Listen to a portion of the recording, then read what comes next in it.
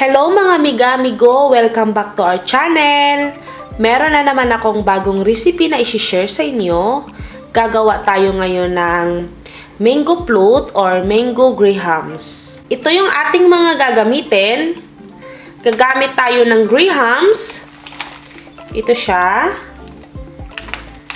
Gagamit tayo ng all-purpose cream. Kahit anong brand. Ito na lang kasi ang meron ako. Alaska at Magnolia.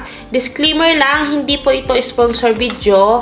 Dapat hindi natin kinukuripot yung ating mga ingredients kasi mas masarap kung talagang mas marami yung ingredients natin, yung hindi natin tinitipid. Tapos gagamit tayo ng iba. Ito, optional lang siya. Siyempre, gagamit tayo ng condensed milk at meron tayong mangga. I-mix lang natin lahat ng ingredients, itong kondensada at itong all-purpose cream. Mix lang natin siya dito lahat.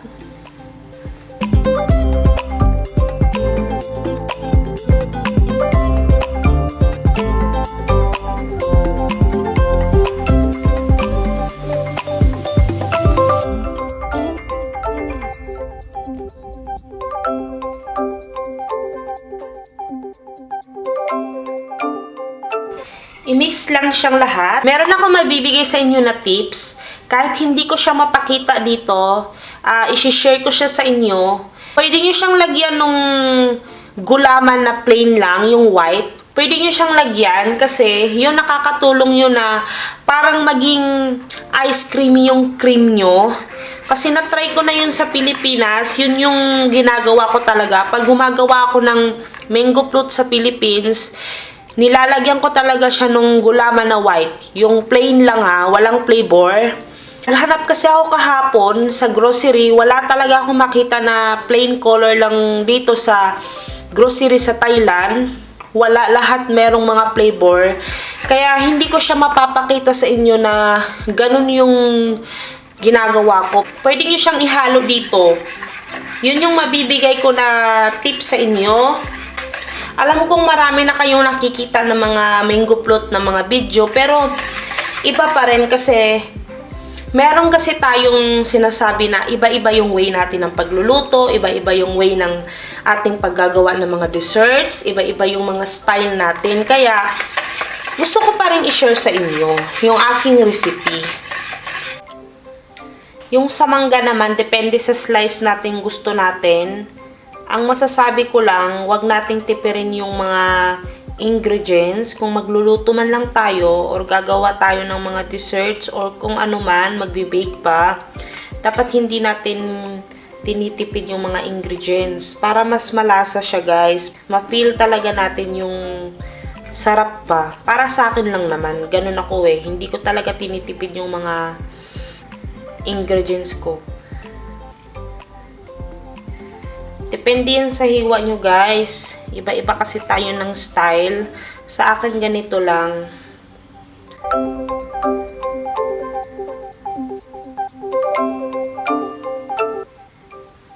Tatlong piraso pala yung mangga na ginamit ko dito.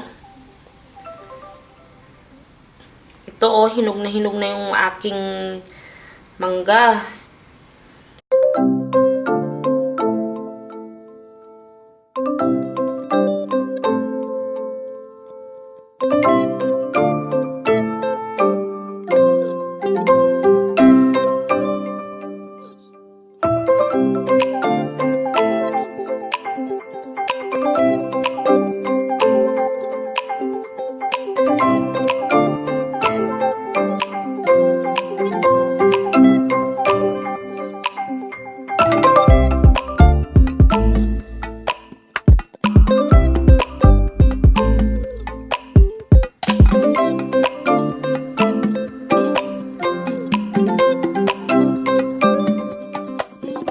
Ito, optional lang to. Pwede namang tubig din ang gamitin nyo, guys. Gusto ko muna siyang lagyan sa ilalim.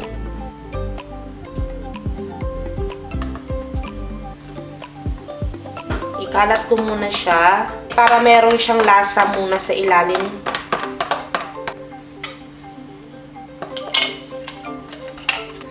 Yan, isawsaw lang natin dito.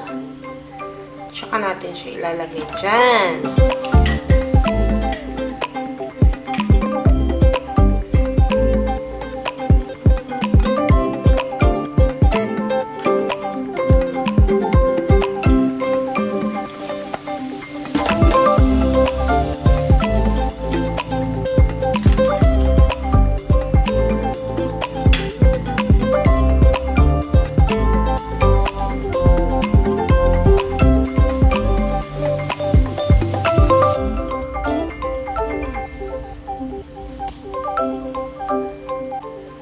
Ito yung ating first layer.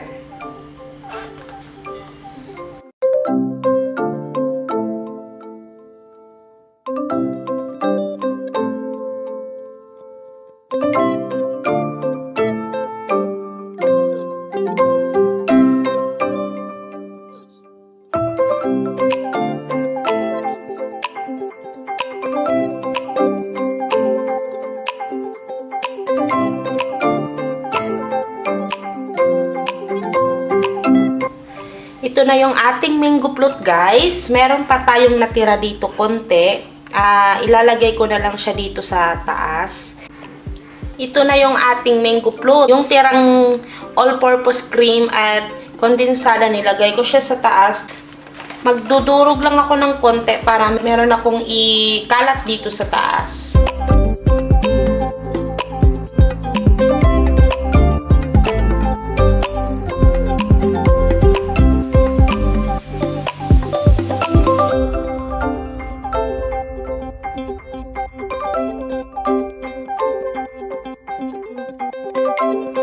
Ilagay na natin siya sa ref. Mamaya, ipapakita ko sa inyo kung ano yung result dito.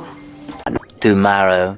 Ito na yung ating mango float. Tingnan natin, guys. Ayan.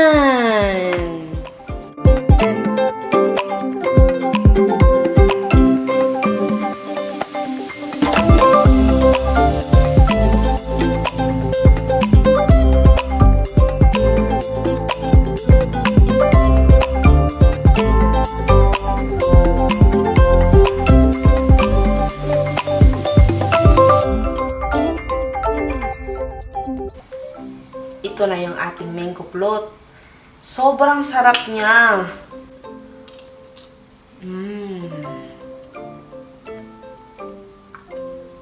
Sobrang creamy. Malalasahan mo talaga yung mangga kasi sobrang daming mangga nilagay ko. Mas masarap talaga, guys, na huwag tipirin yung mga ingredients. Sana maitry nyo ito, yung ating recipe na mango grahams or mango float. Ito na siya, guys. Tingnan nyo. Pangalawa ko na to. Ayan, baka mahulog pa, no? Pakita ko lang sa inyo. Ayan. Yum, yum. Sana nag-enjoy kayo sa video na ito. Salamat sa panonood. See you on my next video. Bye!